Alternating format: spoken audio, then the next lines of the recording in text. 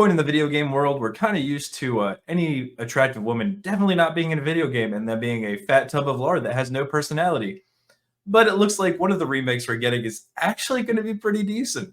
I will say this one is strictly for the boys. Lollipop Chainsaw Repop producer confirms upcoming remake will leave Juliet's appearance uncensored. Rounds of applause. So I'm going to be getting into this game, when the remake is, and why it was hated in the US by certain journalist weirdos. But before we do, guys, make sure you smash that like button, make sure you subscribed, make sure you share this video out.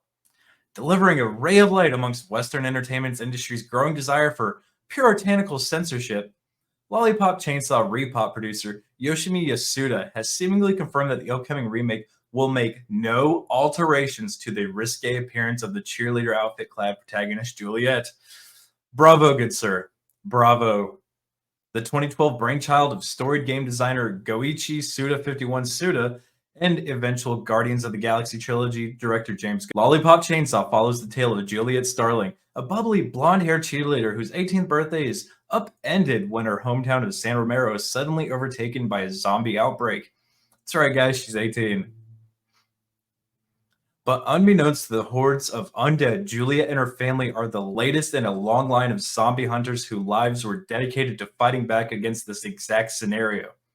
Decapitating her boyfriend Nick in order to prevent him from turning and preserving his life with a magical spell, Juliet attaches him to her belt, picks up some signature chainsaw, and sets out to butcher the world back to normalcy. So my question is, does he sit in the chair at the hotel rooms? If you know, you know. In addition to its hack and slash gameplay, one of Lollipop Chainsaw's most iconic elements is her outfit. I could not imagine why.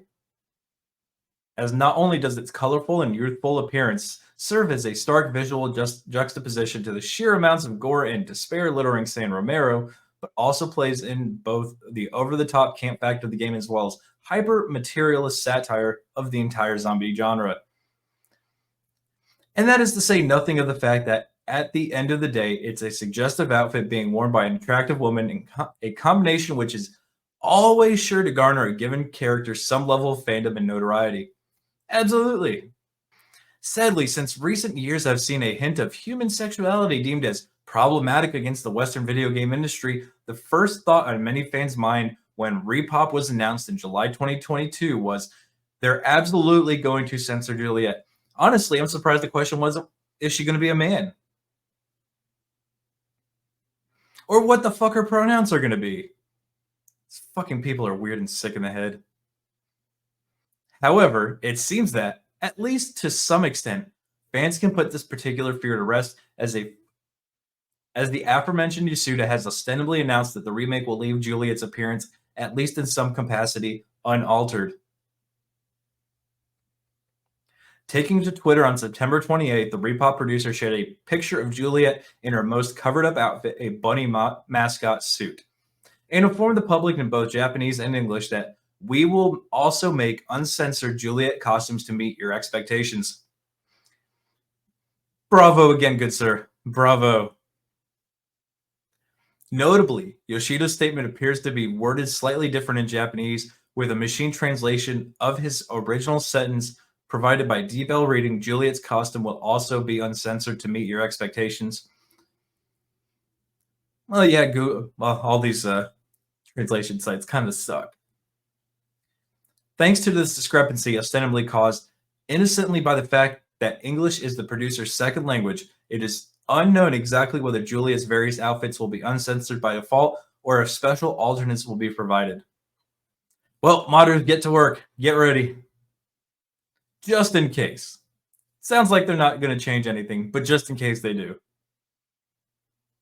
Thankfully, with his latest tweet, Yasuda appears genuinely committed to his previous announcement plans to have the remake preserve the game's original identity rather than modify it to accommodate with modern audience social discourses.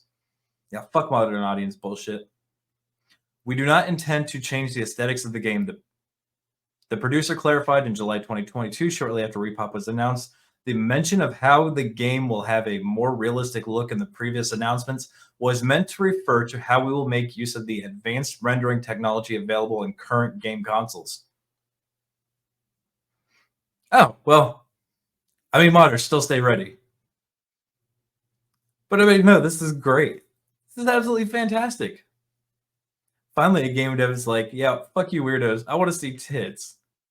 So we're going to look at tits and cheerleader outfits. And she's going to be a woman. Bravo. We do not wish to change Julia's design, and the assumption that we want to is baseless. We were the ones who created Juliet's model data after great trial and error 10 years ago and feel attached to her more than anyone else.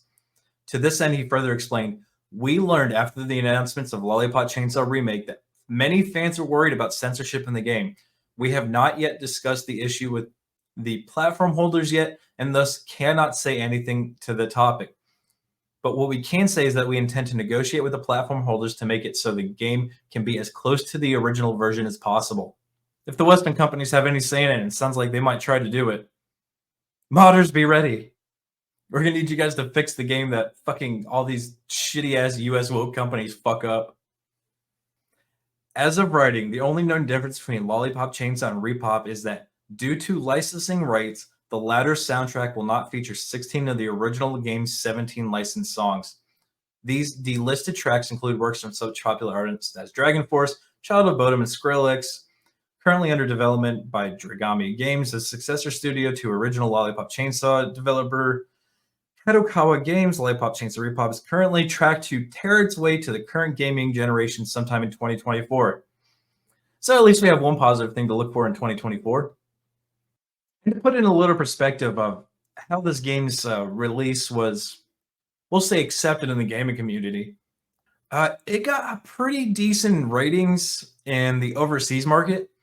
But when it released in 2012, looks like Sony, IGN, GameSpot, Game Informer, and Eurogamer all gave it roughly around a 5 or 6 rating.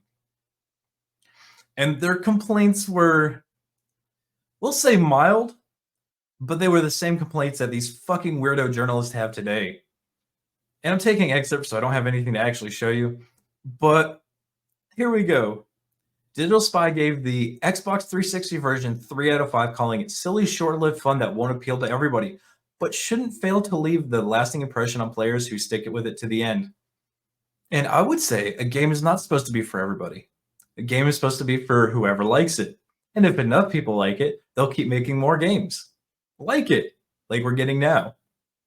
The Digital Fix gave the same console version a score of 5 out of 10, saying, while Lollipop Chainsaw could be seen as tongue-in-cheek commentary on American hedonism, it arguably goes well past parody to the realm of uncomfortable skimfest.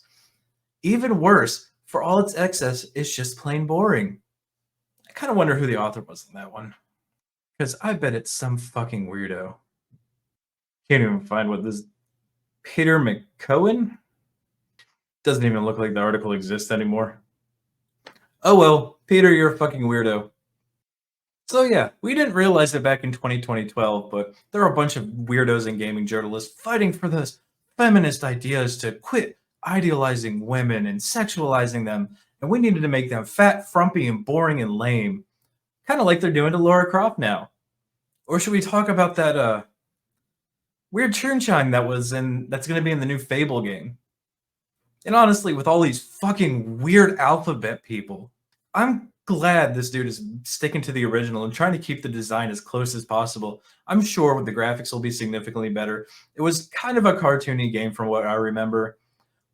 But nevertheless, I'm glad. But guys, I want to hear your thoughts in the comments section. But I'm pretty sure I know what they are. How do you feel about the company keeping the same design? Keeping, a busty blonde in a cheerleading outfit, slaying fucking zombies. But while you're there, make sure you smash that like button. Make sure you're subscribed. Make sure you share this video out. And until the next one, be easy like sleazy.